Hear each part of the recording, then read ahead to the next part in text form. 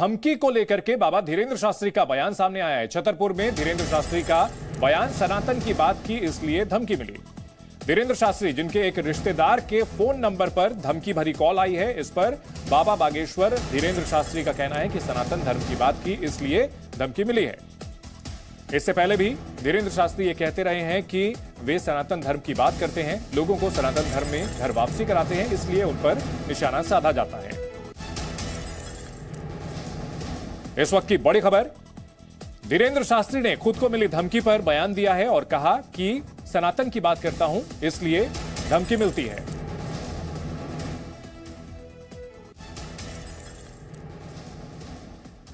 इस भारत में जब भी सनातन की किसी ने बात उठाई है तब तक इस प्रकार की प्रवृत्तियां और हमेशा जो है अमानवीय तथ्य और असामाजिक तथ्य पीछे वामपंथी लोग लगे हैं।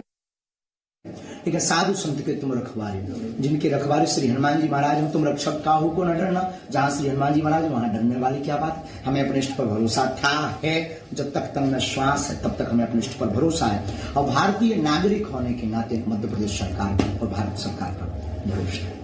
महाराज, इस तरीके से लगातार आपको टारगेट किया जा रहा है, क्या वजह है? इसका मूल वजह कुछ नहीं, हिंदू एक हो रहा है, सनातनी एक हो रहे हैं, उनके सबके दूसरों के मिशन अन्य लोगों के जो सनातनियों में फूट डाल रहे थे, हिंदुओं में फूट डाल रहे थे, राज करने की नीति पर चल रहे थे, उनके मिशन फेल हो रहे हैं। धर्मांतरण कर रहे थे, उनके मिशन फेल हो रहे हैं। तो लगातार टारगेट निश्चित रूप से किया जाएगा, लेकिन अब हम सबको जातिवाद से ऊपर उठ करके हिंदुओं को एक होना पड़ेगा। हम अपना परिचय कोई पूछता है तो हम कहते हैं हम सबसे पहले मानव है, फिर सनातनी है, हिंदू है। बल्कि सरनेम के लिए अगर जरूरत पड़ती है, अब आप विचार करो कि सरनेम में हमारा ब्राह्मण है, लेकिन हम कहते हैं कि हमारे अंदर चारों वर्ण है।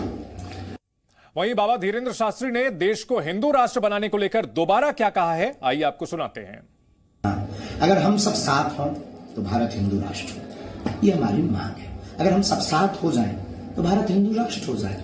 उसमें हम कोई राजनेता नहीं है कि हम हिंदू राष्ट्र बनाएंगे, हम कोई सरकार नहीं है, हम कोई निर्णय करने वाली कोर्ट नहीं है, हम कोई एक ईश्वर नहीं है, गॉड नहीं है कि हम निर्णय करें कि भारत हिंदू राष्ट्र हो। हमने सिर्फ ये मांग की है कि हम सब साथ हों तो भारत हिंदू राष्ट्र हो। और ये अमानवीय कहां से हो गया, ये अलॉजिकली कहां से हो गया, ये संविधान के खिलाफ कहां से हो गया। हमारे पूर्वजों ने संविधान स्वीकार किया है और साहस हम अपने संविधान पर चल रहे हैं।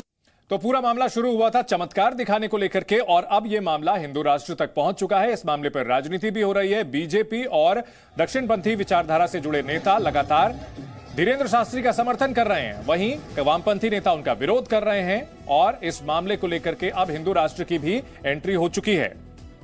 धीरेन्द्र शास्त्री जिनको चुनौती दी गई थी अंधश्रद्धा निर्मूलन समिति की ओर से चमत्कार दिखाने को लेकर के, यह पूरा मामला वहां से शुरू हुआ था, लेकिन अब आगे बढ़ता हुआ यह हिंदू राष्ट्र के मुद्दे तक पहुंच चुका है।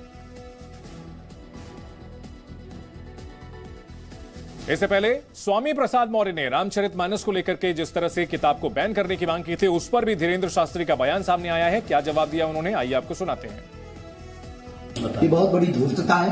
रामचरितमानस राम सेतु का काम करता है, एक एक पत्थर को जोड़ने का, प्रत्येक समाज को जोड़ने का, प्रत्येक विचारधारा को जोड़ने का। रामचरितमानस को जिस दिन राष्ट्रीय ग्रंथ बना दिया जाएगा, भारत हिंदू राष्ट्र बन जाएगा। और हिंदू राष्ट्र के साथ भारत में एक संपन्नता भी छलकेगी और भारत में सौम्यता और सहजता भी छलकेगी और भारत विश्व गुरु होगा।